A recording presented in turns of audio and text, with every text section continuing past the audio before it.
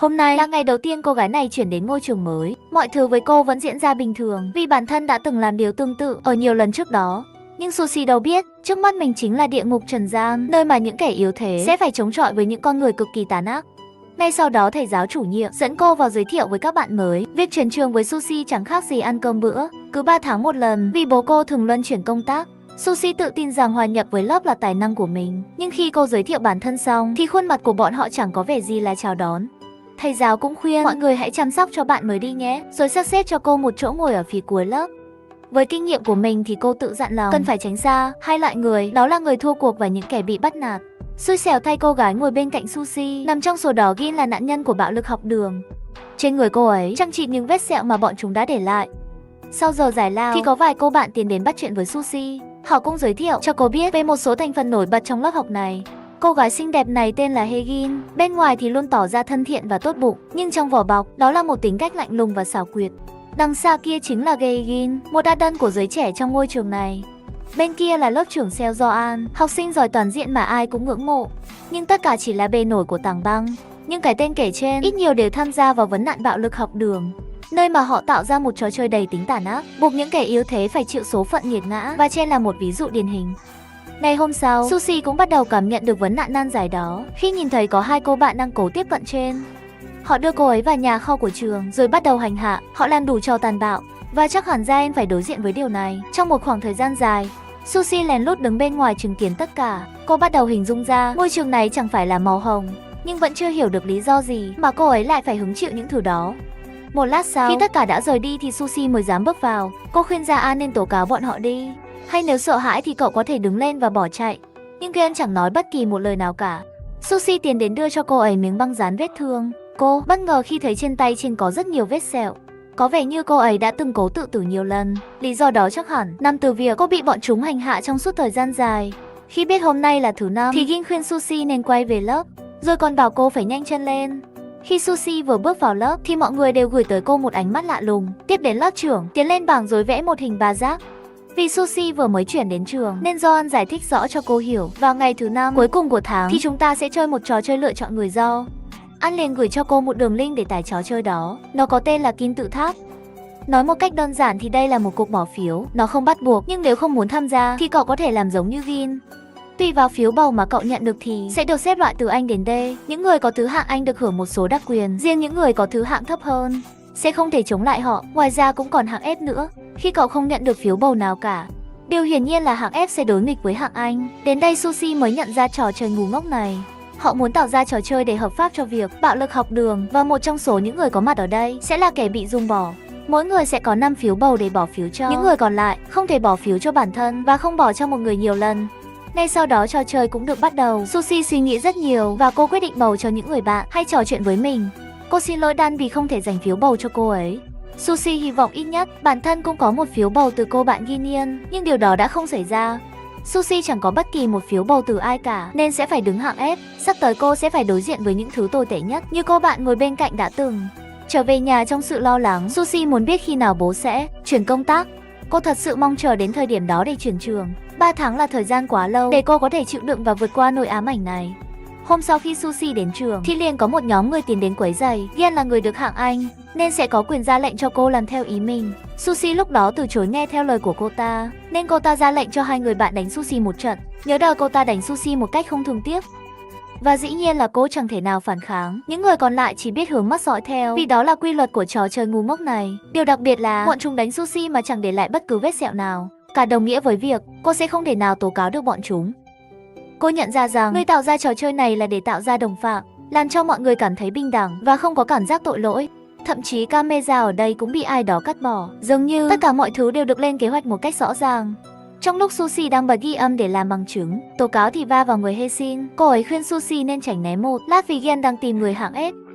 Đồng thời cô cũng nhắn nhủ Sushi phải cố lên, nhưng những lời nói đó có thật lòng hay không thì chỉ có Chúa mới biết được.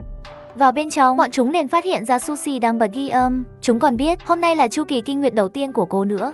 Thế là cô ta tự ý mở tủ đồ của Sushi, rồi liền cắt bỏ những miếng băng vệ sinh trong bộ dạng đầy khiêu khích. Sushi thừa hiểu rằng chẳng thể nào chịu đựng được. Trong 3 tháng tới, cô sẽ tìm mọi cách để có thể thoát khỏi hạng S. Sushi tự hỏi tại sao Gian lại không tham gia trò chơi kim tự tháp này. Cô cũng biết được trong lớp có 2 người chỉ được 1 phiếu bầu. Thế nên cô muốn hợp tác với Chen để cả hai thoát khỏi hãng ép, đẩy một trong 2 người kia xuống thay thế vị trí của mình. Suzy không ngừng ngại, nói lời cảm ơn Chen cho cả lớp nghe. Cô còn muốn được làm bạn thân với Chen, khiến tất cả phải ngỡ ngàng. Nên lập tức Gian liền kéo cô ra ngoài để hỏi chuyện. Tại đây, Suzy nói ra kế hoạch hợp tác bỏ phiếu cho Gian biết, để đẩy một trong 2 người có 1 phiếu đó xuống hạng F. Nhưng Gian liền phản đối kế hoạch này. Cô không muốn đẩy ai vào hạng F thay thế mình cả. Đó là lý do Gian không muốn tham gia trò chơi ngu ngốc này. Những ngày sau đó, Suzy tìm mọi cách để lôi kéo Jaen. Cô làm tất cả mọi thứ, nhưng chỉ nhận lại được cái lắc đầu từ cô ấy. Bây giờ điều mà Suzy muốn biết nhất lúc này là ai đã tạo ra trò chơi đó. Có thể là người ở thứ hạng Anh, hay một người nào đó đang cố ngụy trang. Đang suy nghĩ về mọi thứ thì Suzy bất ngờ chạm mặt Baon. Cô ấy có điều muốn nói với Suzy. Hóa ra cô gái này là bạn thân nhất của Gian. Nhưng trong một lần bỏ phiếu thì Baon đã trao đổi phiếu bầu với người khác thay vì cô ấy. Baon đã nghe thấy cuộc trò chuyện giữa Suzy và Jaen. Cô bây giờ đang cảm thấy có lỗi với người bạn thân của mình, thế nên cô ấy rất muốn Jaen thoát khỏi hạng F. Việc có thêm một người đồng hành sẽ giúp Suzy lập ra kế hoạch tốt hơn. Tại đây Baon cũng tiết lộ cho Suzy biết thân phận của một vài người trong lớp. Aden Geigin là một con bướm trên mạng xã hội. Cô ta sinh ra đã ngậm thìa vàng, nhưng lại chưa bao giờ khoe khoang về điều này. Còn Hagin là một thiên thần luôn tỏ ra tốt bụng và dịu dàng, nhưng đó chỉ là vỏ bọc chính. Baon đã nhìn thấy cô ta hành hạ cô bạn thân, Jaen của mình. Bạn rất sợ hãi khi biết được sự thật đó, nhưng chẳng dám lên tiếng. Dường như cô ta là người đã tạo ra trò chơi này. Hôm đó bọn chúng lại tiếp tục hành hạ Suzy. Chúng đã chuẩn bị rất nhiều con sâu rơi bỏ vào miệng của cô. Suzy không chịu được nữa nên gắng hết sức lực để thoát thân. Cô phun tất cả những thứ đáng sợ đó ra khỏi miệng mình. Đúng lúc đó Hagin bất ngờ xuất hiện. Cô ta tỏ ra lo lắng và hỏi han Suzy, rồi còn đưa tay để kéo cô đứng dậy nữa. Hagin quay sang chỉ trích Gian và yêu cầu cô ta nên dừng lại. Suzy bây giờ đã biết được bộ mặt thật của Hagin rồi, nhưng cô vẫn luôn cố tỏ ra bình thản. Trở về nhà, Hagin suy nghĩ về chuyện Jaen đã nói với mình trước đó. Cô ấy nguyện sẽ để cho Hagin làm bất cứ điều gì với mình, với hy vọng Hagin đừng làm hại đến những người khác, mà người khác đó theo cô ta nghĩ chính là Suzy. Suzy nhận ra rằng mọi thứ ở ngôi trường này đều được sắp xếp cho trò chơi ngu ngốc đó. Thậm chí việc lớp học cũng được tách riêng ra ở khu nhà phụ. Cô tin chắc rằng vẫn còn một người khác ở đằng sau, chứ một học sinh như Hagin không thể dàn dựng tất cả mọi thứ như thế này được. Cô tự hỏi rằng giáo viên ở đây có thật sự không biết gì về những chuyện này không, vì mọi thứ trước mắt quá rõ ràng. Ngay lập tức Suzy liền tìm đến giáo viên chủ nhiệm để hỏi về camera an ninh. Một giáo viên khác giải thích rằng chỉ có lớp em ở nhà phụ thôi thì cần gì phải lắp camera, mà có một cái camera giám sát chạy bằng cơn trong lớp, rồi còn gì chính là lớp trưởng Doan đó. Một học sinh trong trường mà thầy cô nào cũng tin tưởng. Suzy lướt qua thì nhìn thấy hồ sơ của Joan. Cô ta chính là con gái của giám đốc bệnh viện siêu sân. Ngoài ra, tại ngôi trường này còn có một lớp học đặc biệt nữa, nơi chỉ dạy cho những nữ sinh lá ngọc cành vàng. Họ không học kiến thức trong sách vở, mà là học cách tiêu tiền, học cách ứng xử khi bản thân là một tiểu thư danh giá. Hôm đó Suzy hỏi Hagin một điều, rằng cậu nghĩ ai là người đã tạo ra trò chơi này, và với mục đích gì. Theo quan điểm của Hagin là vì nó vui và mang giải trí. Cô ta thích cảm giác nhìn thấy ánh mắt của người bị hại, thêm vào đó là những ánh mắt thờ ơ của những người xung quanh. Hagin cho rằng đó chỉ là quan điểm riêng của mình thôi. Cô ta thản nhiên, như thể bản thân chẳng liên quan gì đến trò chơi ngu ngốc đó. Suzy sau đó hẹn gặp Den. Cô khóc lóc thảm thương để cho Jaen đồng cảm khi bị những người khác hành hạ, rồi cầu xin Gen giúp đỡ mình bằng việc trao đổi phiếu bầu sắp tới. Nhưng Gi nhất quyết không muốn tham gia trò chơi đó. Càng tuyệt vọng hơn khi Suzy nghe bố thông báo rằng nhiệm kỳ của bố sẽ kéo dài ở đây, thế nên cô sẽ không cần chuyển trường sau 3 tháng tới. Suzy thật sự hốt hoảng khi nghe được điều đó. Cô cũng chưa từng tiết lộ với bố về những chuyện đã xảy ra ở trường. Hôm đó Suzy hỏi Geigin về việc cậu có biết ai là kẻ chủ mưu không. Cô ấy ẩn ý nói rằng chả phải điều đó đã quá rõ ràng rồi sao. Dường như ai cũng biết Hagin là người đứng sau trò chơi này. Cùng lúc đó Suzy nhìn thấy Hagin đang ở cùng với chủ tịch của trường. Cô ta chính là con gái của bà ấy. Đến đây Suzy mới nhận ra thế thật sự của Hagin không chỉ là con gái của chủ tịch, mà còn là cháu gái của một tập đoàn lớn nhất nước. Gia đình của Hagin, Joan và Gian cũng thường đi ăn tối cùng nhau. Bố mẹ của bọn họ thường cấm cản con gái chơi chung với những bạn nghèo, hèn mây tầng nào thì phải kết thân với mây tầng đó. Suzy cảm nhận được thầy giáo chủ nhiệm rất quan tâm đến học sinh. Có thể thầy ấy cũng không hề hay biết gì về trò chơi ám ảnh này, thế nên cô muốn tiếp cận thầy ấy để cầu xin giúp đỡ. Có thể thầy sẽ là cầu nối giữa cô với ủy ban bạo lực học đường. Nhưng chưa kịp gặp thầy thì bị Joan phát hiện và ngăn cản. Cô ta nói rằng cô càng cố gắng thì tình hình càng xấu đi thôi. Tính đến nay chỉ có một người chống lại trò chơi này. Suzy không biết ai trong lớp này đã chống lại nó, nhưng cô tin chắc rằng Hagin đã bắt người đó đầu hàng. Chỉ còn một tuần nữa là bắt đầu trò chơi. Cô cũng đang nghĩ cách để thoát khỏi vị trí, nhưng hiện tại vì không chịu đựng được nữa nên Suzy tìm gặp thầy chủ nhiệm để nói chuyện. Cô hỏi ý kiến thầy về việc thành lập ủy ban bạo lực ở lớp. Cô thừa nhận bản thân đang bị các bạn cùng lớp bắt nạt tại đây, thầy kể cho Sushi nghe. Năm ngoái cũng có một trường hợp giống như cô. Thầy hứa sẽ giúp đỡ cho Sushi, rồi lấy điện thoại ra ghi hình lời tố cáo của cô để làm bằng chứng. Nhưng Sushi đâu biết, gã thầy giáo này cũng là cá mè một lứa. Ông ta muốn ghi hình lại những vết bầm hay sẹo, nhưng cô lại không có. Phải cần có những thứ đó mới có thể tố cáo được. Thế nên ông ta liền thẳng tay đánh Sushi. Ông ta còn định đổ nước sôi lên đầu cô nữa. Thật may lúc đó Gen có mặt kịp thời rồi gọi cửa. Sushi cũng liền bỏ chạy ra bên ngoài. Gen kéo cô ấy lên sân thượng rồi trách móc.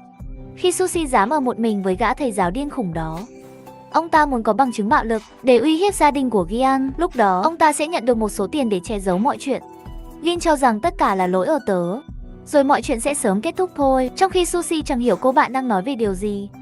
Lý do mà Gin biết Sushi ở đó là vì trong lúc cô đến nộp đơn xin thôi học thì nhận được bức ảnh của Sushi đi bên cạnh ông ta qua một nhóm chat của lớp. Tại đây Sushi muốn hỏi trên về mối quan hệ với Baon, nhưng Trên bất ngờ nói rằng cả hai chẳng thân thiết gì với nhau cả. Sushi không hiểu tại sao Baon lại nói dối về chuyện này. Đồng thời, Sushi thật sự muốn Trên tham gia trò chơi ngu ngốc đó. Cô muốn cả hai cùng thoát khỏi vị trí hạng F. Kin nói rằng mọi chuyện sẽ sớm kết thúc nếu như mình thôi học, nhưng Sushi cho rằng trò chơi này sẽ không bao giờ kết thúc dù cậu có ra đi. Hagin không phải là kẻ duy nhất duy trì hệ thống này, những bọn còn lại cũng sẽ biến thành quái vật như bệnh truyền nhiễm vậy. Phải có ai đó đứng lên để chấm dứt mọi chuyện. Sushi muốn bản thân là người tiêu diệt trò chơi kim tự tháp. Ngày mai là thời điểm diễn ra cuộc bỏ phiếu. Sushi hy vọng Jaen sẽ không nghỉ học mà phải đến lớp. Hôm sau, khi Sushi đến lớp thì vẫn không thấy Jaen đâu cả. Cô nhiều lần gọi điện nhắn tin nhưng Jaen vẫn không trả lời. Trong lúc Sushi đang cảm thấy bế tắc thì Gen bất ngờ tung cửa bước vào. Không những Sushi mà tất cả mọi người đều cảm thấy ngỡ ngàng. Dĩ nhiên Gen đến đây là để tham gia trò chơi này. Cô đã suy nghĩ rất nhiều về những gì mà Sushi nói và cô cảm thấy đó là điều đúng đắn. Joan liền gửi cho Gian đường link để tải trò chơi. Trong khi đó Ahesin vẫn chưa hiểu trong đầu Gian đang nghĩ gì. Ngay sau đó trò chơi ngu ngốc này cũng được bắt đầu. Sushi và Gian sẽ bầu cho nhau. Lúc đó cả hai sẽ có một phiếu bầu như Gi và Sangsi. Tất cả sẽ cùng hạng D và ở dưới đáy, nhưng chỉ ít họ sẽ thoát khỏi vị trí hạng F như hiện tại. Đó là lỗ hổng của trò chơi này khi không ai bị hạng F, nhưng kết quả lại cho Sushi một bất ngờ lớn khiến cô không thể tin vào mắt mình. Sushi bất ngờ nhận được tận 5 phiếu bầu và được hạng C, trong khi Gian cũng có 2 phiếu bầu và đứng hạng D. Sushi không biết ai là người đã bầu cho mình, nhưng Gian lại cảm thấy lo lắng vì có một người đứng hạng F là Gen nó đã không đi theo kế hoạch mà cả hai đã dự tính trước đó. Bên kia, khi đang run rẩy chân tay khi tử thần đã gọi tên mình. Bản thân Geon thật sự không muốn nhìn thấy bất kỳ ai bị bọn chúng hành hạ. Cô cũng không hiểu tại sao Geon lại không có phiếu bầu nào. Sushi cho rằng chắc hẳn là cậu ta bị bạn bè cho ra rìa. Ngay cả chị em thân thích cũng có thể trở mặt với nhau. Sangsi đã có bạn mới, còn Gi thì bị phản bội bởi người bạn duy nhất của mình. Geon muốn cả hai phải làm gì đó để giúp Gi chống lại bọn chúng, nhưng Sushi lại tỏ ra thờ ơ. Cô thừa nhận rằng bản thân không thể tử tế được như cậu. Tớ chẳng quan tâm trò này nếu như tớ không bị xếp hạng F. Gin tỏ ra tức giận trước những gì Sushi nói. Vì trước đó, cô từng hứa sẽ tiêu diệt trò chơi ngu ngốc này. Bên kia Gansi hỏi ý kiến của Hagin rằng chúng ta nên làm gì đây nhỉ? Nhưng Hagin lại bất ngờ trở mặt rồi nói rằng sao lại hỏi tớ chứ? Dường như cô ta đang muốn cho mọi người thấy bản thân chẳng liên quan gì. Ngay sau đó Haji gửi lời chúc mừng đến Sushi. Cô ta hứa chuyện này sẽ không bao giờ lặp lại với cậu nữa đâu. Lần này tớ sẽ giúp cậu. Sushi bây giờ chẳng cần quan tâm liệu cô ta có phải là kẻ tâm thần hay không, nên cũng không cần phải tỏ ra thù địch làm gì. Sushi bây giờ đang đứng trên một cương vị mới. Mọi người cũng thêm cô vào nhóm chat riêng của lớp. Những người từng thờ với cô cũng bắt đầu quay xe. Bọn họ muốn được kết thân với cô hơn. Hagin thật sự là một kẻ thần kinh nặng vì có một cô bé đến làm phiền trong lúc đang suy tư. Thế là cô ta nhẫn tâm đốt bàn tay của cô bé đến nổi xung bỏng cả lên. Hôm đó Gaegin thừa nhận cho Sushi biết bản thân đã bầu cho cậu đấy. Sushi muốn biết lý do là gì mà cậu lại làm như vậy. Cậu muốn thứ gì từ mình sao? Nhưng Gaegin nói rằng bản thân chẳng cần gì cả. Thật ra việc người ở thứ hạng cao bầu cho người ở dưới là điều hiển nhiên, không ai dạy gì mà bầu cho những người cùng thứ hạng với mình cả. Việc hành hạ người hạng EC vẫn diễn ra như thường lệ, nhưng trong lúc Onsi đang hành hạ Gia thì Jae liền đứng ra ngăn cản. Rồi cô còn tự nguyện thay thế Gia, không chịu những thứ đó nữa. Nhưng đột nhiên Hagin lại không muốn điều đó xảy ra. Cô ta yêu cầu Gonsi phải xin lỗi Geon thì cô ấy không còn là hạng F nữa. Sushi cũng không đứng ngoài cuộc. Cô liền ném giấy vào người của Haesin rồi cho rằng đó là nhầm lẫn khi người mà bản thân nhắm đến là Chen. Gonsi tức giận định đánh Sushi, nhưng cô cho rằng cậu không phải là hạng Anh nên không thể làm như thế với mình. Đứng bên cạnh, Haesin yêu cầu Gonsi dừng tay lại. Tiếp đến Sushi nói với Ien rằng mình sẽ giữ đúng lời hứa với cậu. Cô liền hỏi thẳng mặt Haesin rằng cậu có cho phép mọi người hành hạ Gi không? Cô ta nói rằng bản thân cũng như bao người ở đây và không có quyền quyết định, mà người đứng ra làm điều đó chính là trò chơi này. Đúng lúc đó cô giáo bước vào thì cả hai mới thôi. Đôi co Joan liền đứng ra giải thích cho cô biết, mọi người chỉ đang chơi trò chơi thôi ạ. Suzy sau đó cảm thấy hối hận, vì đây là lần đầu tiên cô trở nên bốc đồng. Gin thừa biết cô đang ở dân thượng, nên cũng liền có mặt. Den thật sự lo lắng cho Suzy khi dám đứng ra đối đầu với Hagin. Cô nói rằng mình làm như vậy không phải vì cậu, mà là vì chính bản thân mình. Suzy cũng thừa biết Hagin là người đã bầu cho mình. Điều mà cô muốn làm nhất lúc này là xóa bỏ trò chơi đó, và cô cần sự giúp sức của Gin. Hôm đó, Gin kể cho Suzy nghe câu chuyện cách đây 1 năm trước. Chính Gin là người đã khởi xướng trò chơi này. Hagin lúc đó chỉ đứng nhìn thôi, còn những luật lệ kia không được đề ra từ đầu, nó tự biến hóa theo thời gian. Ban đầu việc bắt nạt những người hăng giới chỉ diễn ra một cách nhẹ nhàng, rồi sau đó hạng ép mới bắt đầu xuất hiện. Từ đó việc bắt nạt đã chuyển sang hành hạ thể xác một cách tàn bạo hơn. Nạn nhân đầu tiên chính là Ugi. Cô ấy bị hãm ép suốt cả năm đầu. Vì không chịu được nên cô ấy cũng đã bỏ học vài tháng trước. Thật ra Joan và Gien chẳng ưa gì nhau, nhưng vì mối quan hệ giữa hai gia đình nên họ buộc phải cố tỏ ra thân thiết. Joan cũng không hề muốn tham gia trò chơi ngu ngốc đó, chỉ là bản thân không thể nào chống lại tất cả được. Suzy đang lên kế hoạch tập hợp những người ở hạng D, tận dụng sự khao khát để mọi người có thể tiến lên hạng C. Theo tính toán của Suzy thì mỗi người cần 5 phiếu lên hạng C. Bây giờ họ đã có 3 người và cần thêm 3 người nữa là hoàn thành nhiệm vụ. Khi đó những người hạng C sẽ nhiều hơn hạng D. Trò chơi sẽ sụp đổ khi nó không còn duy trì ở dạng kim tự tháp nữa. Ngay sau đó, tất cả bắt đầu tìm cách tiếp cận các mục tiêu. Suzy sẽ giả vờ kết thân rồi lôi kéo những người ở hạng D. Nhưng kế hoạch đó đã được Hagin nắm trong lòng bàn tay, và dĩ nhiên là cô ta sẽ không để Suzy thực hiện một cách chót lọt. Hôm đó cô ta hẹn cả Jan và Suzy đến tại đây. Cô ta không ngần ngại để lộ bản chất thật sự của mình. Hagin liền châm điếu thuốc như mọi khi trước mắt Suzy, rồi còn phá khói thẳng vào mặt cô ấy để dằn mặt cho kế hoạch mà Suzy đang tiến hành. Gien tỏ ra hốt hoảng khi hay tin Hagin đã biết hết mọi thứ, nhưng Suzy cho rằng cô ta chưa biết một cách chi tiết, chỉ biết rằng chúng ta đang tiếp cận Gayuan. Anh nhân viên cửa hàng tiện lợi thường thấy Suzy đăng nhập vào trò chơi kim tự tháp. Thật tình cờ anh cũng là một lập trình viên và là anh trai của Wongi. Thế nên anh cũng đã đăng nhập vào trò chơi đó và biết hết tất cả mọi thứ bên trong. Hôm đó cô giáo cảm nhận được lớp của Suzy có biểu hiện bạo lực học đường khi nghe thấy Gien ngồi khóc một mình trong nhà vệ sinh. Cô muốn biết ở lớp đã xảy ra chuyện gì, rồi sẽ tìm cách giúp đỡ. Nhưng Suzy nghĩ đến thầy giáo điên khùng hôm trước nên không thể tiết lộ với cô. Sau nhiều ngày vất vả theo đuổi thì Suzy đã có được mục tiêu đầu tiên. Cô phát hiện ra Hazen có một nhóm bạn thân nhưng lại không bầu ai trong số họ. Suzy đe dọa sẽ đem bí mật này kể với mọi người. Thế nên cô dễ dàng lôi kéo được Hazen về phe mình. Tối hôm đó trong lúc Suzy và Gin ra về thì bắt gặp một anh chàng trông rất quen. Anh ấy đột nhập vào trường để lấy các thứ gì đó. Ra bên ngoài thì bắt gặp Suzy. Tại đây cô liền nhận ra anh chính là nhân viên ở cửa hàng tiện lợi và là anh trai của Wongi. Anh ấy đến đây là vì trò chơi kim tự tháp và cũng là vì vụ việc của em gái mình. Ngay sáng hôm sau Suzy liền tìm đến gặp anh. Sunha cũng đã biết về trò chơi bỏ phiếu và kẻ bị ruồng bỏ. Anh cũng kể về việc Wongi tự giam mình tại nhà suốt nhiều tháng qua. Tại đây Suzy muốn được hợp tác với anh ấy để xóa bỏ trò chơi đó. Trong khi đó, nhiệm vụ của Gien là lôi kéo cô bạn từng thân Suzy, còn Gien thì tìm mọi cách để dụ dỗ Hyan. Sau nhiều ngày vất vả thì cuối cùng họ cũng có được 3 mục tiêu như đã đề ra, nhưng Suzy muốn bổ sung thêm một kế hoạch nữa. Ngay sau đó Suzy hẹn gặp Gin vì đang nắm trong tay một bí mật về cô. Suzy thừa biết Gin đang yêu một cô bạn đồng tính trong lớp là Angan. Vậy nên Suzy muốn trong game lần tới Gin phải xuống hạng S. Cô cho rằng với một người xinh đẹp và giàu có như Gin thì không ai có thể bắt nạt được. Suzy muốn phá vỡ trật tự của trò chơi này, đồng thời sẽ giúp Gin đánh bại Ahesin trong chính trò chơi của cô ta. Đúng lúc đó cả Suzy và Gin bất ngờ nhận được tin nhắn trong nhóm chat từ Sangsi, nói rằng Suzy à, nếu như tớ chết thì cậu có chịu dừng lại không? Khi Suzy đến nơi thì mọi ánh mắt đều hướng về cô. Gin liền tiến đến để hỏi Suzy đã làm gì trước đó. Gin đã đe dọa Sangsi khi biết một bí mật của cô, thế nên Sangsi đã làm theo những gì mà cô ta bảo. Cùng lúc này cuộc họp phụ huynh đang diễn ra, cô giáo tiết lộ với bố Suzy rằng có bạo lực học đường ở đây và con gái của ông cũng là nạn nhân. Nghe xong điều này khiến những phụ huynh khác không khỏi ngỡ ngàng. Thấy thế bà hiệu trưởng liền ra dấu cho người của mình ngăn cô giáo lại. Nhưng bố của Suzy vẫn muốn nghe cô giáo nói tiếp. Ngay sau đó cô giáo dẫn ông đến nơi mà Sangsi đang muốn tự tử. Tất cả đều hốt hoảng khi nhìn thấy cảnh tượng này rồi. Các phụ huynh liền quay sang chỉ trích Suzy khi biết cô là người bắt nạt. Ahesin liền nhảy vào nói rằng Suzy vẫn chưa hòa nhập và đó chỉ là sai lầm nhỏ thôi ạ. Cháu nghĩ bọn cháu nên tự mình giải quyết. Ngay sau đó mọi người trong lớp tự giải quyết mà không cho phép ai can thiệp. Dựa vào luật của trò chơi kim tự tháp thì Suzy không được phép bắt nạt Sangsi. Suzy không phải hạng Anh còn Sangsi thì chả phải hạng F. Ryan có ý kiến trừng phạt Suzy bằng cách tước phiếu bầu của cô. Suzy liền hỏi Suzy rằng mình có bắt nạt cậu không và mình muốn xem bằng chứng cụ thể, nhưng Ryan liền phản đối điều đó. Ngồi bên dưới, Gin có ý kiến hay là chúng ta giơ tay biểu quyết đi. xem thử Sushi có đáng bị trừng phạt hay không. Bên ngoài bố Hae-shin cho rằng bọn trẻ đang giải quyết vấn đề một cách lành mạnh, nhưng cô giáo gắt lên phản bác điều đó. Cô cảm nhận như thể đang hành quyết công khai vậy. Cô giáo muốn vào bên trong để ngăn bọn trẻ lại, nhưng mẹ của Hae-shin lại không cho phép cô làm điều đó. Bên trong 21 người đồng ý sẽ tước phiếu bầu của Sushi. Cô sẽ không được bầu trong lần tiếp theo, nhưng vẫn nhận được phiếu bầu từ người khác. Sushi thừa biết tất cả mọi chuyện là do một tay Hae-shin bày ra, nhưng cô không hiểu tại sao Hae-shin lại biết kế hoạch của mình rõ đến vậy.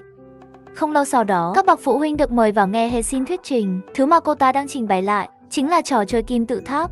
Lần này Hagin muốn các phụ huynh bỏ phiếu cho các học sinh trong lớp này. Mẹ của Hagin cho rằng đây không phải là ý tưởng hay, nên muốn con cái dừng lại. Đúng lúc đó ba của Hagin, chủ tịch của một tập đoàn lớn bước vào. Bà ta tỏ ra rất hài lòng với đứa cháu gái, rồi muốn Hagin cứ tiếp tục trình bày, đồng thời cũng muốn mọi người nên tham gia. Ngay sau đó, cuộc bỏ phiếu của các bậc phụ huynh cũng diễn ra, duy nhất chỉ có bố Sushi là không tham dự. Kết của người bị hạng ép không ai khác ngoài Sushi, những người khác liền chủ động tránh né bố của cô ấy. Haji muốn được nghe ông ấy nói về cuộc bỏ phiếu này.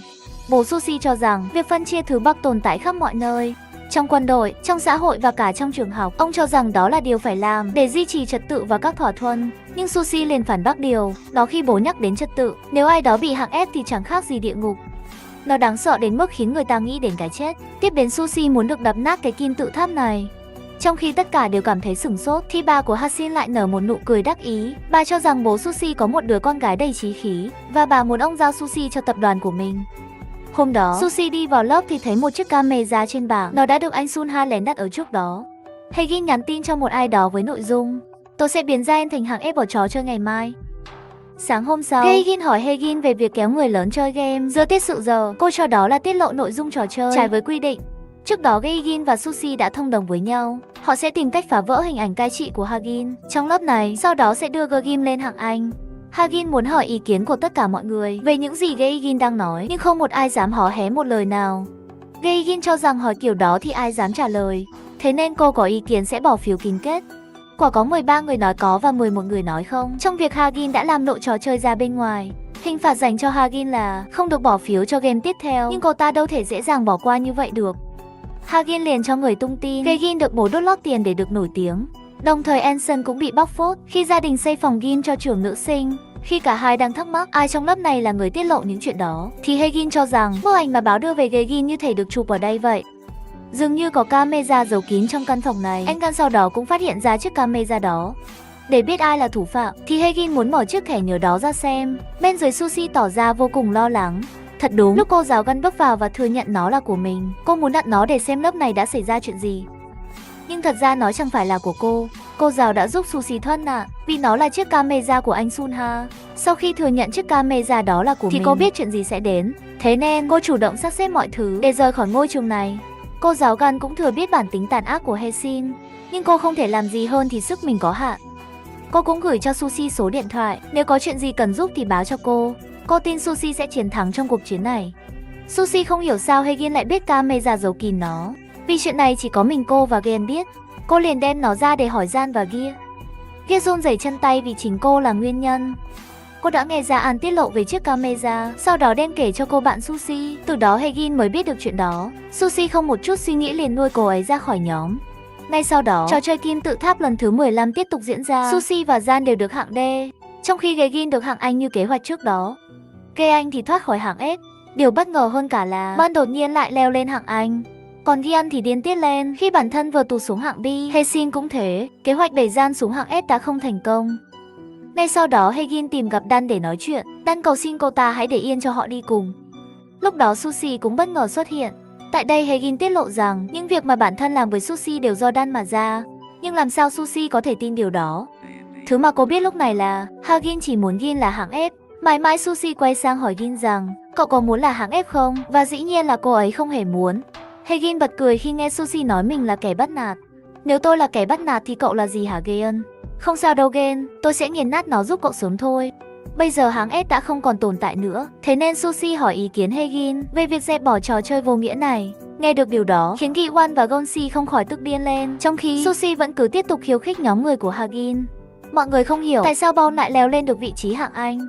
Sau khi lên một cương vị mới thì Bao như thể biến thành người hoàn toàn khác vậy. Cô ấy bây giờ có quyền lực ngang hàng với Hae-shin. Sushi nhận ra rằng dường như Bao chính là con bài tẩy của Hae-shin. Đúng là như vậy, Bon bây giờ là người của Hae-shin. Cô ta sẽ làm bất cứ việc gì mà Hae-shin bảo. Đổi lại Bon muốn Hae-shin làm giúp mình. Bài kiểm tra cuối kỳ. Hôm đó Sushi bất ngờ phát hiện ra Hagin gửi tin nhắn riêng cho Jaen. Cô ta muốn hẹn gặp Jaen ngay lúc này. Tại đây, Sushi hỏi Jaen rằng cả hai đã quen nhau từ lúc nào. Dan quen cô ta từ khi còn học tiểu học. Lúc đó cả hai từng rất thân thiết với nhau, rồi sau đó cô ta chuyển đi một nơi khác. Cho đến khi lên cấp 3 thì cả hai lại học chung lớp.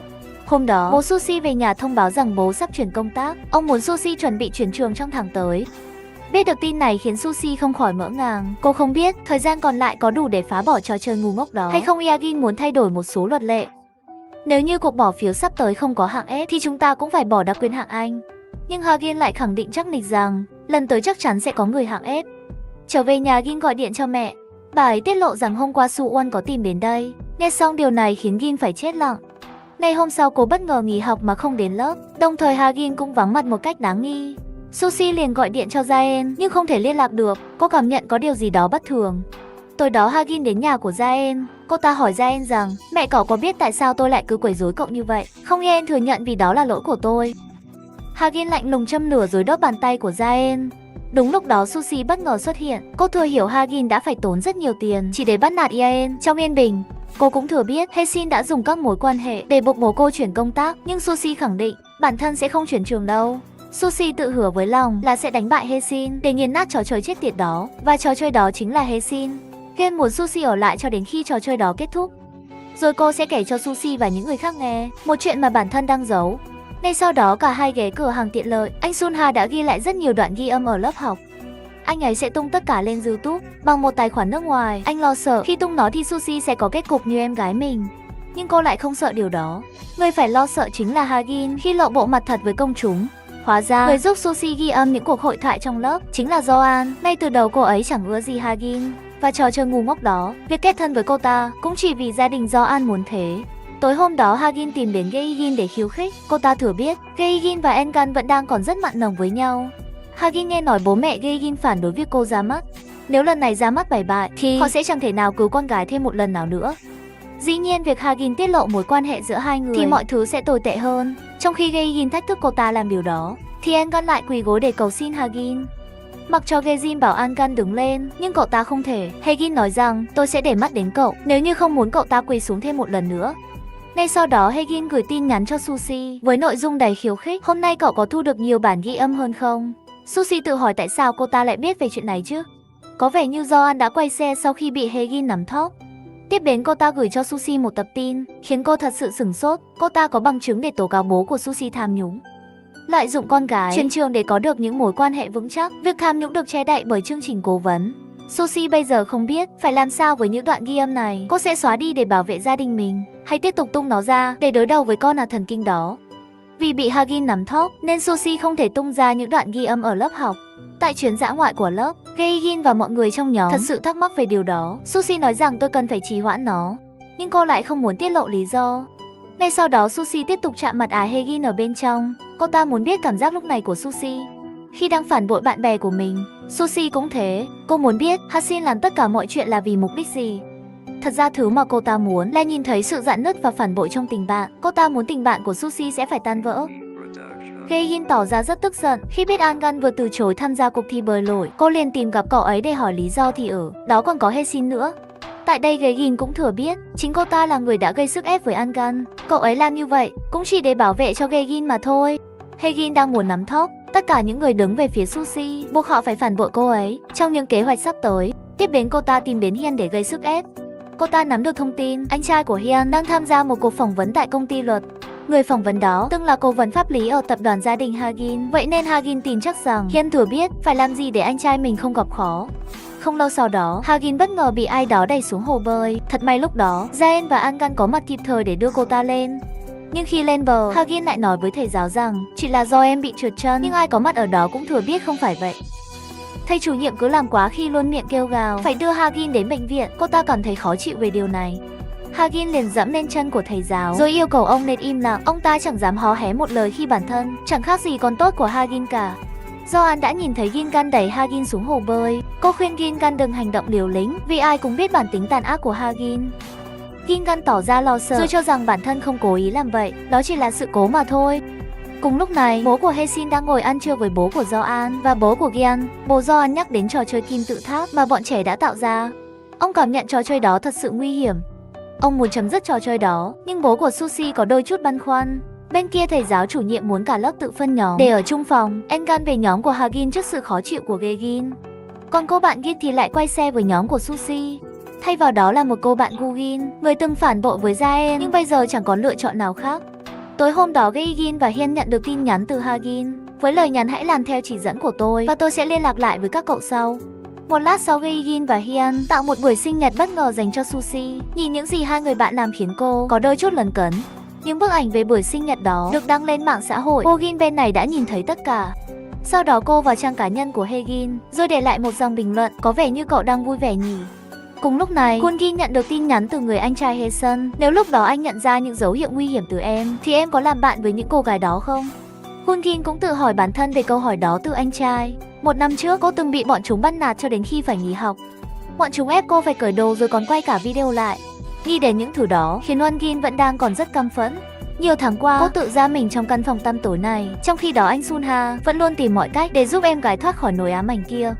Ngay sau đó, anh nhắn tin cho Sushi để chúc mừng sinh nhật. Đồng thời, anh cho rằng cô chẳng làm bất cứ điều gì sai cả. Bên này Gangin hỏi Hagin vì sao cậu không làm gì khi biết tôi là người đẩy cậu xuống. Hagin cho rằng bản thân không cần bận tâm về điều đó. Vì bây giờ có người khác khiến cô ta tức giận hơn chuyện của Gingan. Người mà cô ta muốn nhắc đến không ai khác ngoài Dan. Bên kia Gin bất ngờ nhận được điện thoại từ mẹ và bà ấy muốn gặp cô, nhưng khi xuống tiền sảnh thì có cả Hagin ở đó nữa. Bà ấy rất vui khi con gái học chung lớp với người bạn thân như Hagin, trong khi đó Gin luôn tỏ ra lo lắng khi nhìn vào đôi mắt của cô ta. Hagin cũng tiến đến nói với mẹ Dan rằng từ nay ba chúng ta sẽ thường xuyên gặp nhau nhé, rồi nở một nụ cười đầy thách thức với Jaen. Sau khi mẹ Jaen rời đi thì Hagin liền dẫm nát túi dâu tây mà bà ấy mang đến. Cô ta luôn cho rằng Jaen là người bạn thân của mình, như những gì mẹ cô đã nói. Vì hôm Hagin bị đẩy ngã thì Jaen lên nhảy xuống cứu mà. Không một chút suy nghĩ, Hagin đang nắm trong tay một bí mật gì đó về Jaen. Cô ta hù dọa sẽ tiết lộ chuyện này cho mẹ cô biết. Đồng thời, Hagin nói rằng Sushi cũng chỉ là một kẻ phản bội. Cô ấy đang phản bội cậu để bảo vệ người bố của mình. Sáng hôm sau cả lớp cùng chơi trò bắn súng sơn. Vì thắng vừa rồi không có người hạng ép nên Biên muốn đưa ra một luật lệ. Người nào thua cuộc thì sẽ bị phạt. Người bị trừng phạt chẳng khác gì người bị hạng ép cả. Nghe xong khiến tất cả vô cùng lo lắng. Trò chơi ngay sau đó cũng được bắt đầu. Nó thật sự căng thẳng, chẳng khác gì một trận chiến thật cả.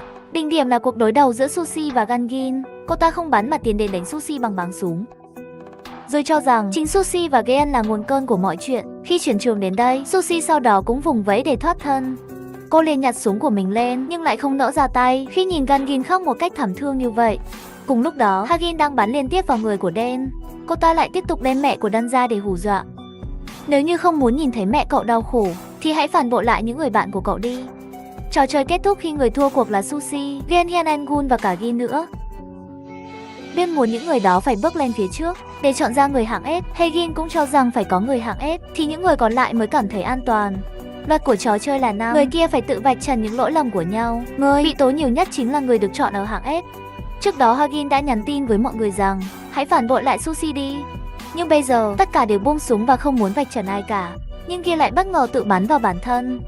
Cô thừa nhận đã từng phản bội lại những người bạn của mình. Kia khóc nức nở, rồi luôn miệng khẳng định như vậy trước sự ngỡ ngàng của tất cả. Hóa ra tối hôm qua mọi người trong nhóm đã hẹn gặp nhau. Tại đây, Hyun thừa nhận bản thân đang bị uy hiếp bởi Hagin. Gaegin cũng thế, Hagin đang lấy cô ra để uy hiếp Angan. Kể cả việc Hagin nắm thóp bố của Sushi cũng được tiết lộ với mọi người, nhưng tất cả thừa hiểu rằng người mà họ muốn hạ bệ bây giờ chính là Hagin đó.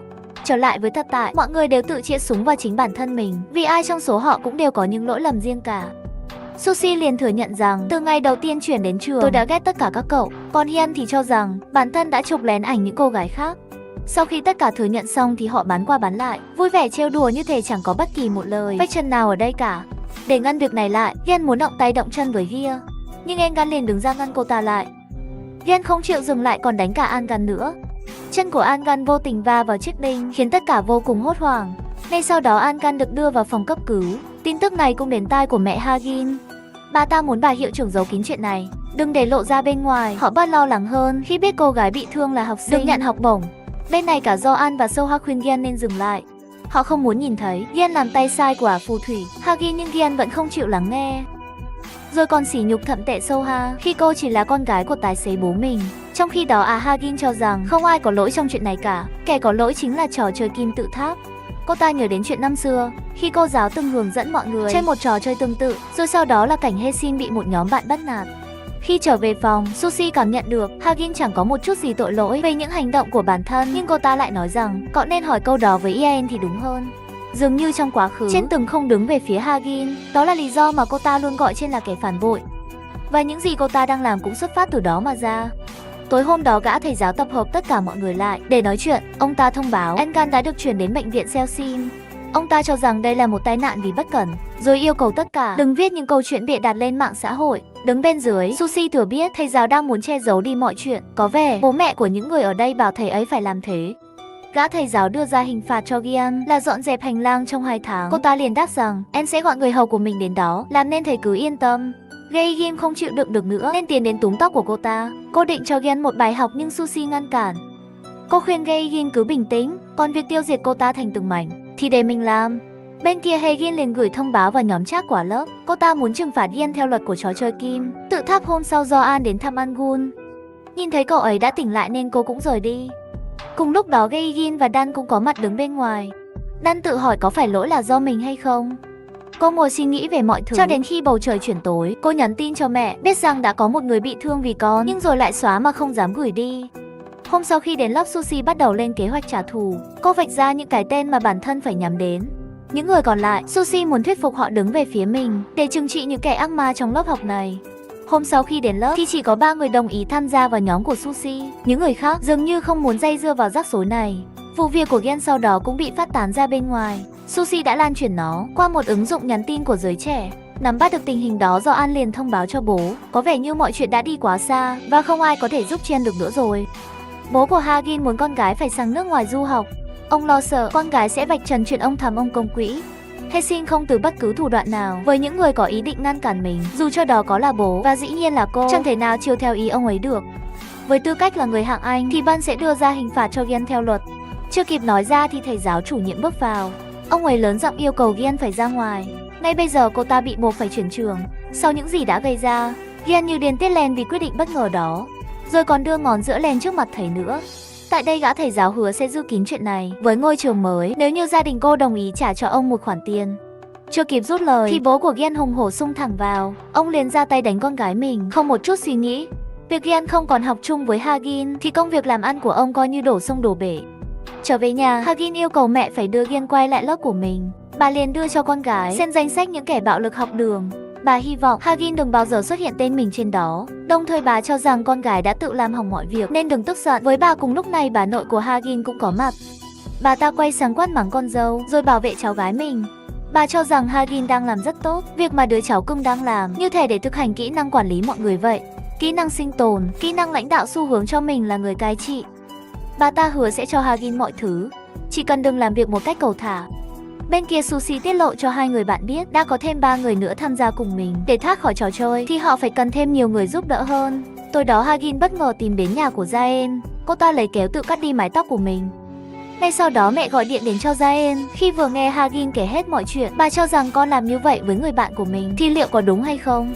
Gin khóc nức nở rồi nói lời xin lỗi mẹ. Cô tắt máy rồi tiếp tục khóc trong căn phòng tăm tối của mình. Những ngày qua, Suzy cảm nhận được trên đang gặp chuyện gì đó. Cô cố gặn hỏi nhưng trên nói rằng đó không phải là việc của cậu. Hae-gin sau đó bước vào lớp với đôi tóc cắt ngắn ngang vai, khiến tất cả mọi người không khỏi ngỡ ngàng. Suzy nhìn đôi giày của trên còn vương những sợi tóc. Có vẻ như cô bắt đầu hiểu được một phần nào đó. Trở về cửa hàng tiện lợi, Suzy kể chuyện này cho anh Sun-ha nghe. Cô còn nhận ra Jae đang cố tỏ ra xa cách với mình. Anh Sun-ha mở cho cô nghe một đoạn ghi âm bên trong, là cuộc trò chuyện giữa Hagin và Gaeun. Cô ta cảnh cáo rằng nếu như Gin phá hỏng trò chơi kim tự tháp thì người phải gánh đủ chính là Suzy. Tôi sẽ biến Suzy thành kẻ bị bạo lực học đường. Nếu như cậu không muốn thế thì đừng làm bạn với cậu ta nữa. Hãy quay về hạng F đúng với vị trí của cậu đi. Suzy bây giờ mới hiểu tại sao Gin luôn cố tránh né mình. Tiếp đến anh Sun-ha đưa cho Suzy xem một bài báo viết về bố cô sáng nay. Họ nói rằng mối quan hệ của ông ấy đang làm ảnh hưởng đến quân đội. Trở về nhà, Suzy nghe được cuộc trò chuyện giữa bố với một ai đó. Ông ấy nổi giận khi người bên kia muốn báo cáo lên cấp trên. Bố Suzy cho rằng đó chỉ là tai nạn chứ không phải bị tấn công. Hôm sau, mọi người tiếp tục bàn bạc cho kế hoạch sắp tới, nhưng không có mặt của bên Suzy biết rằng nhóm người đứng về phía Hae-gin đang bắt đầu rạn nứt. Bây giờ nhóm của Sushi là người mạnh nhất và cô muốn tận dụng điều đó. Thế là mọi người liền ra tay lôi kéo những người có thể dễ tiếp cận. Thậm chí Sushi còn hứa nếu kế hoạch mình vạch ra mà bày bại thì cô sẽ tự nguyện đứng ở hạng F. Lời đề nghị hấp dẫn đó cũng khiến vài người lay động. Hôm đó Sushi nói với Gin rằng dù lần này Hae-shin có làm gì thì tôi cũng không sợ đâu. Thế nên cô thật sự muốn Gin đừng bận tâm điều gì cả, mà hãy tiếp tục chiến đấu. Ngay sau đó, Sushi họp mặt với những người mới tham gia vào nhóm. Cô luôn miệng khẳng định đó không phải là trò chơi, mà là bạo lực học đường. Mọi người ở đây đều thừa hiểu điều này. Nhưng suốt thời gian qua, dù họ có làm gì sai thì cũng không có trong danh sách đen của trường. Họ chưa từng bị xuống hạng F nên nghĩ đã an toàn. Sushi cũng từng có suy nghĩ đó, nhưng bây giờ mọi chuyện đã khác. Ở trong lớp có 25 học sinh, thế nên Sushi cần có một nhóm 13 người. Khi diễn ra trò chơi kim tự tháp thì cô muốn 13 người đó từ chối tham gia. Vì đây là trò chơi của tất cả mọi người, một khi phần đa bỏ cuộc thì sẽ không còn trò chơi nào nữa. Tối đó, anh Sunha đưa cho Sushi một chiếc camera giấu kín. Cô cần có video để có thể tố cáo Hae-gin. Việc chấm dứt trò chơi đó là chưa đủ, vì mục tiêu cuối cùng là đặt dấu chấm hết cho Ah-gin. Hôm đó là buổi ra mắt của Adon Gae-gin. Mọi người trong nhóm cũng đứng bên dưới để cổ vũ cho người bạn của mình. Sau khi kết thúc màn trình diễn thì có một người bí ẩn xuất hiện cùng lúc này. Sushi nhắn tin cho mọi người trong nhóm chuẩn bị theo kế hoạch. Tiếng chuông của trường vang lên, báo hiệu cho thời gian diễn ra trò chơi. Tất cả mọi người nhanh chân quay về lớp để bắt đầu tham gia. Gian cũng có mặt ở đó và cho rằng bản thân vẫn đang còn học lớp này. Bên ngoài, đột nhiên lại có tiếng còi xe cứu thương vang lên. Gae-gin bất ngờ gặp nạn và cô được mọi người chuyển đến bệnh viện cấp cứu. Sushi chứng kiến cảnh tượng này mà không khỏi sửng sốt. Ngay sau đó cô bước vào lớp trong cơn giận dữ, rồi tiến thẳng đến chỗ của Ah-gin. Dường như cô ta đã làm gì đó với người bạn Gae-gin của mình.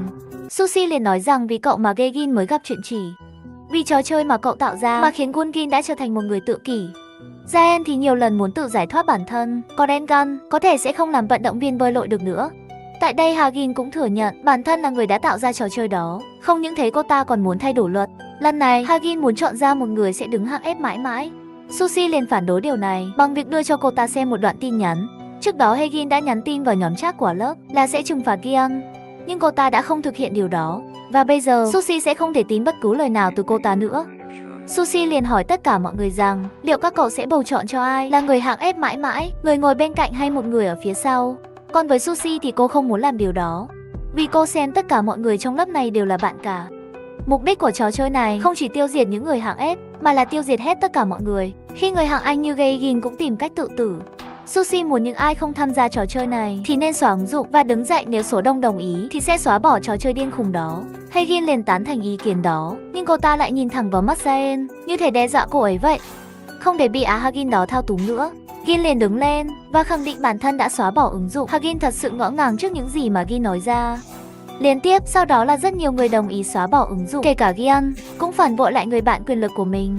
Nhưng Sushi lại từ chối phiếu bầu của cô ta, vì trước đó Gian đã bị đuổi khỏi trường và không có quyền biểu quyết. Mặt khác, những gì Gian đã làm khiến Sushi không thể nào bỏ qua được. Gian tức điên lên, định cho Sushi một bài học nhưng bị Trên ngăn cản.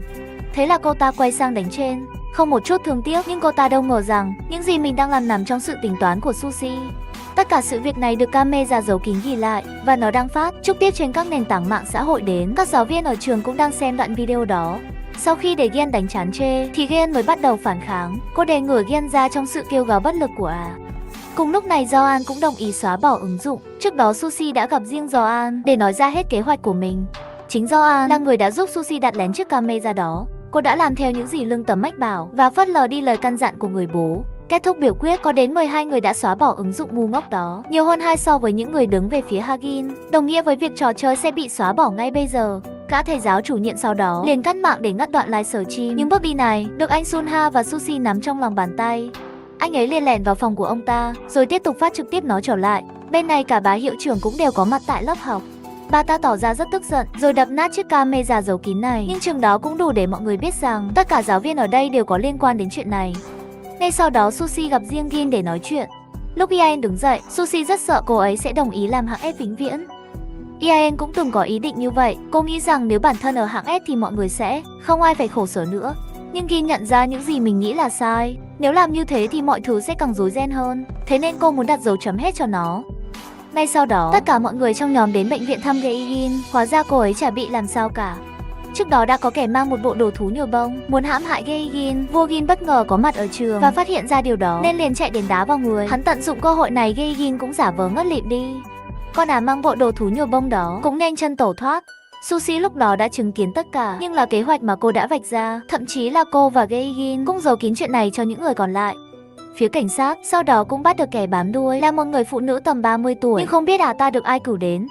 Sushi tìm đến cửa hàng tiện lợi của anh Sunha. Anh đưa cho cô xem một số file đã lấy cắp được từ máy tính của gã thầy giáo. Anh ấy đã xem qua rồi, nhưng chẳng phát hiện ra bằng chứng bạo lực học đường. Tại đây Sushi muốn xem bức ảnh của em gái anh Sunha. Khi anh đưa cho Sushi xem, thì cô liền phát hiện ra đó chính là cô gái đã giúp Gaegin. Anh Sunha liền chạy một mạch đến trường để tìm em gái. Trước đó, Hoon-gin thường theo dõi trang cá nhân của Gaegin. Cô nhìn thấy có một vài bình luận nhắm đến cô ấy. Cảm thấy lo lắng cho Gaegin, nên Hoon-gin đã tìm đến trường. Đây cũng là lần đầu cô bước ra khỏi căn phòng tăm tối này. Có vẻ như trước đó Gaegin đã giúp đỡ Gangin rất nhiều. Bây giờ khi biết tin cô ấy không sao, khiến Gangin cảm thấy rất vui. Trong lúc Gaegin được đưa lên xe cứu thương thì đánh rơi chiếc khuyên tai, Hoon-gin đã nhặt lại nó và giờ đây cô muốn anh trai trả lại cho cô ấy. Bên này mẹ của Hagin đang rất tức giận vì vụ việc lùm xùm ở trường, có vẻ như mọi việc đang đi quá xa. Đài truyền hình cũng đang đưa tin về vụ việc đó. Nó đang khiến dư luận xôn xao khi xuất hiện bạo lực học đường trong ngôi trường. Danh giá, đoạn video đang được phát tán khắp mạng xã hội. Mọi phụ huynh trong trường đều nắm bắt được thông tin này và mẹ của Gaen không phải là ngoại lệ. Tối đó, Hagin muốn mẹ phải chuyển mình sang một ngôi trường khác, cô ta không biết trường đó nằm ở đâu, nhưng phải đi cùng với Chen. Mẹ của Hagin cảm thấy bất lực trước đống rác mà cô con gái tạo ra. Không những thế, bà nội cũng không còn tin tưởng Hagin được nữa. Bà ta cho rằng Hagin là một đứa vô dụng khi chẳng làm nên trò trống gì. Bà ta cảm thấy bể vọng về đứa cháu mà bản thân luôn kỳ vọng. Trong khi đó bố của Sushi cảm thấy không hài lòng khi con gái chẳng nói gì với mình chuyện này, nhưng cô cho rằng bố luôn bảo con phải tự vượt qua mọi vấn đề có thể xảy ra. Đồng thời, cô nghĩ bố sẽ phớt lờ đi những chuyện mình kể. Nếu có biết thì bố cũng sẽ nhìn đi theo một hướng khác. Bên này trên trở về nhà thì mẹ đã có mặt ở đó. Bà liền ôm lấy con gái vào lòng trong cơn nghẹn ngào. Bà nói lời xin lỗi đen vì bấy lâu nay không hề hay biết những chuyện mà cô phải đối diện. Sáng hôm sau, Jaen vừa bước ra khỏi cổng thì Hagin đã chờ sẵn ở đó. Tại đây, Dan cũng khuyên cô ta đừng tự hủy hoại bản thân mình. Thêm nữa, cô sẽ không để Hagin lấy mình ra để làm cái cớ cho những việc làm điên khùng. Tại trường cảnh phóng viên, nhà báo đang tụ tập rất đông. Họ đang cố tìm hiểu xem đã xảy ra chuyện gì trong ngôi trường danh giá này. Lớp học bây giờ đã vắng đi gần một nửa. Những người đó đang bị bố mẹ quản thúc tại nhà. Họ không muốn con cái mình lọt vào tầm ngắm của phóng viên. Bà của Hagin muốn chuyển cô cháu gái sang nước ngoài học tập, nhưng trước khi đi, Hagin nói một điều gì đó vào tay bà. Bên kia cô giáo bắt đầu chuyển lớp cho một số học sinh. Nhóm của Sushi đều được học chung một lớp ngoại trừ Ia, nhưng cô ấy cho rằng điều này chẳng vấn đề gì cả. Tin tức Hagin chuẩn bị đi du học cũng được Dò An tiết lộ cho Sushi. Đây là điều quen thuộc mà các gia đình tài phiệt thường làm khi con mình gặp rắc rối. Hôm đó Hagin hẹn gặp Gin tại ngôi trường tiểu học mà cả hai từng học. Biết được chuyện này, Sushi cũng muốn theo cùng với cô bạn của mình. Đó là một ngôi trường dành cho trẻ mồ côi, nằm cách xa thành phố. Hóa ra Hae-shin cũng từng là trẻ mồ côi, cô ta cũng chỉ là con nuôi trong gia đình của hiện tại. Đến đây Hagin cũng tiết lộ cho Sushi biết bản thân cô mới chính là nạn nhân của bạo lực học đường, và mối hận thù với Den cũng bắt nguồn từ câu chuyện năm đó. Đây cũng chính là nơi đã tạo ra trò chơi kim tự tháp. Hôm đó cô giáo cho tất cả mọi người chơi một trò chơi y hệt như vậy. Những người chơi giỏi sẽ nhận được phần thưởng, ngược lại sẽ có người bị phạt nếu như không đạt yêu cầu. Hagin sau đó chẳng trả lời được câu hỏi nào cả. Thế nên cô giáo sẽ phạt bằng việc sẽ cho ít thức ăn hơn. Thêm vào đó, Hagin cũng sẽ không có chăn để ngủ trưa. Nếu lần sau còn chơi kém nữa thì phải chịu những hình phạt còn nặng hơn. Đỉnh điểm là khi Gin vô tình tiết lộ Hagin là trẻ mồ côi. Cha lẫn mẹ biết được điều này, các bạn khác trong lớp thường xuyên bắt nạt cô. Gin lúc đó đứng ngoài cuộc vì không muốn gặp rắc rối, và thế là cô đã không đứng về phía Hagin. Mọi chuyện bắt đầu thay đổi khi hôm đó Hagin biết tin sẽ có một gia đình tài phiệt đến đây để nhận con nuôi. Cô bé đã thể hiện hết tất cả khả năng trong bài diễn văn nghệ của mình, và thế là Hagin đã lọt vào mắt xanh của gia đình bà chủ tịch. Kể từ khi về với gia đình, bố mẹ nuôi Hagin lao đầu vào học hành một cách chăm chỉ. Ngoài ra cô cũng học theo tính tàn bạo của bà chủ tịch. Điều này khiến bà ấy thật sự rất hài lòng với Hagin. Trở lại với hiện tại, Hagin liền uống vài viên thuốc vào miệng. Thấy thế Jaen liền chạy đến ngăn cản, nhưng liền nhận ngay một cái tát. Lý do thật sự mà Hagin bắt nạt Jaen bắt nguồn từ cách đây 1 năm trước tại cầu thang dãy nhà chính của trường. Nhưng Hagin chưa kịp dứt lời thì chuông báo cháy vang lên. Kế hoạch đốt cháy ngôi trường này đã được Hagin lên từ trước. Sushi liền kéo Gin rời đi, thì cũng là lúc Hagin gục ngã. Cùng lúc này một cú nổ lớn khiến cả hai hoảng loạn. Không một chút suy nghĩ, Gin liền lao vào cứu lấy Hagin. Cùng lúc này đội cứu hỏa cũng đã đến kịp thời. Sushi và Gin được đưa vào bệnh viện. Khi chỉ bị thương nhẹ, còn Hagin thì vẫn chưa rõ sống chết ra sao. Hôm sau, có một người ẩn danh lai sở chim để điều hướng dư luận. Người này liền biến Sushi thành hung thủ của bạo lực học đường thông qua những bức ảnh được cắt ghép trong 6D ông. Ngoài ra người này còn tiết lộ Sushi liên kết hoạt động theo nhóm, trong số đó có cả một adult của giới trẻ là Gaegin. Cảnh sát sau đó triệu tập Suzy để lấy lời khai cho vụ cháy ở trường cô nhi viện. Họ lấy chiếc bật lửa ra hỏi cô và cô khai rằng nó là của Hagin. Cùng lúc này có một cô gái cảm thấy bất bình khi dư luận đã chuyển hướng sang chỉ trích Suzy. Cô ấy đang có một đoạn video làm bằng chứng, muốn gửi cho cô giáo Gun. Cô giáo Gun liền tung đoạn video đó lên mạng xã hội. Suzy cũng nhận được đoạn video đó từ những người bạn trong lớp. Ở đó Suzy mới chính là nạn nhân. Cô chưa từng kể chuyện này với bất kỳ ai cả. Những kẻ bắt nạt không ai khác chính là nhóm người của Gian. Mọi sự thật về ngôi trường ám ảnh đó bắt đầu bị phanh phui. Những người từng bị bắt nạt đều chủ động đứng ra thừa nhận mọi chuyện. Không những thế, Gaegin còn quay hẳn một đoạn video để tiết lộ về trò chơi kim tự tháp. Cô cũng thừa nhận bản thân đã từng tham gia trò chơi đó, nhưng với vai trò nhìn nó diễn ra mà không làm gì cả. Và Gaegin cũng chỉ là một người ngoài cuộc. Sau khi tung đoạn video đó lên thì Gaegin không muốn debut nữa. Thứ cô còn thấy vui hơn cả là mọi chuyện đã ổn với cô bạn Suzy. Gaegin liền gửi một bức ảnh với dòng chữ "tớ nhớ cậu". Bạn của tớ rồi liền gửi nó cho cô bạn Gungin. Gungin thật sự bất ngờ về điều đó khi thấy Gaegin gọi mình là bạn. Thời gian khi Gungin còn ở trường thì Gaegin luôn là người giúp đỡ cô. Việc Hae-shin bắt nạt cô xuất phát từ một lý do nghe thật vô tri, chính là vì Gungin đã dẫm lên chân của cô ta. Nghe xong Gungin chẳng biết phải nói gì thêm nữa. Cô bây giờ cũng muốn vạch trần mọi tội ác của bọn chúng. Sau khi Gungin báo cáo bị bắt nạt lên giáo viên, chủ nhiệm thì bọn chúng rất tức giận. Chúng trả thù bằng cách ép cô phải thoát y, rồi quay video lại. Vì sợ bị tung lên mạng nên Gaegin chẳng thể kể chuyện này cho bất kỳ ai. Bên này Dan gọi điện cho Suzy vì cô đã nhớ ra một chuyện mà Hagin từng nhắc đến. Một năm trước, Dan đã gặp lại Hagin ngay tại dãy nhà chính. Dan lúc đó vui vẻ chào hỏi Hagin. Sau nhiều năm gặp lại, nhưng điều này vô tình khiến cô căm phẫn hơn. Hagin cho rằng Dan đã quên hết những gì đã làm với cô. Khi còn ở cô nhi viện, chẳng thèm bận tâm đến những nỗi đau mà cô mang theo suốt mấy năm qua. Chính vì việc đó mà Hagin đã làm mọi thứ để trả thù Jaen, để cho Dan nếm thử nỗi đau mà cô đã từng trải qua. Bố Suzy đã xem hết đoạn video con gái mình bị bắt nạt và ông cảm thấy xót xa về điều đó. Thời gian qua, ông ấy ít quan tâm đến chuyện ở trường của Suzy vì ông thừa biết con gái mình là đứa sống tự lập từ nhỏ. Bây giờ, ông mới đích thân hỏi Suzy về việc chuyển trường mới, nhưng khi mọi chuyện đã được giải quyết êm đẹp thì với Suzy chẳng còn vấn đề gì cả. Hôm đó cô giáo Gun tìm gặp Suzy. Cô tiết lộ đã giao hết tài liệu báo cáo bạo lực học đường cho phóng viên Kang. Đồng thời, cô muốn biết Suzy đã lên mọi kế hoạch từ khi nào. Suzy nói rằng đó là lúc cô bị đuổi khỏi trường. Cô Gun tự trách bản thân khi trong lúc còn công tác ở trường chưa làm tròn nhiệm vụ. Bây giờ cô muốn mình là người lo hết phần còn lại và sẽ không để Suzy bày vọng. Không lâu sau đó, tòa án quyết định khám xét và thu giữ tài liệu tại phòng bà hiệu trưởng. Đồng thời, bà ta và gã thầy giáo chủ nhiệm bị bắt về đồn để lấy lời khai. Cùng lúc này, Gian như một kẻ điên loạn và cô ta cũng thường nhận những trận đòn từ bố. Còn Gingan thì bị đuổi khỏi câu lạc bộ Judo, thêm vào đó bị loại khỏi giải vô địch quốc gia sắp tới. Bên này, bố Do-an muốn con gái phải sang nước ngoài du học, nhưng cô liền từ chối điều đó. Cô bây giờ chẳng còn nghe theo bất cứ lời nào từ bố nữa vì cô đang nắm một bí mật của ông ấy. Đó là chuyện lén lút ngoại tình với bà Choi. Trong khi đó, bố mẹ của Hagin rũ bỏ mọi trách nhiệm về mình. Ông ta thừa nhận Hagin chỉ là đứa con nuôi. Đồng thời tiết lộ với mọi người rằng cô con gái đang bị tâm thần rất nặng và sẽ tiến hành việc hủy bỏ nhận nuôi cô bé. Hagin bây giờ bị gia đình đẩy vào bệnh viện tâm thần. Ở đây sẽ có sự thờ ơ và phân biệt đối xử. Hagin sẽ bị mắc kẹt ở trong đó. Nỗi khốn khổ của Hagin mới thật sự bắt đầu. Sẽ không có một ai tìm đến cô, nhưng đó là cái giá cho những gì mà cô gây ra. Những ngày sau đó, khi tất cả mọi chuyện đã được xử lý êm đẹp, thì mọi người đến trường với nụ cười niềm nở trên môi. Cô giáo Gun cũng được quay lại giảng dạy tại trường họ. Tin chắc rằng những ngày tiếp theo sẽ còn tươi đẹp hơn thế nữa. Nhưng rồi một ngày kia, có một cặp đôi song sinh chuyển đến trường. Cả hai thật sự tò mò và thích thú về trò chơi kim tự tháp mà Hae-shin đã tạo ra. Cả hai đồng ý sẽ tiếp tục duy trì trò chơi ám ảnh đó. Điều trùng hợp là hai chị em này được chuyển đến lớp học của Suzy. Đến đây bộ phim trò chơi kim tự tháp cũng đã kết thúc. Mọi người thấy hay cho mình một like, một subscribe nhé. Xin chào và hẹn gặp lại trong những video lần sau.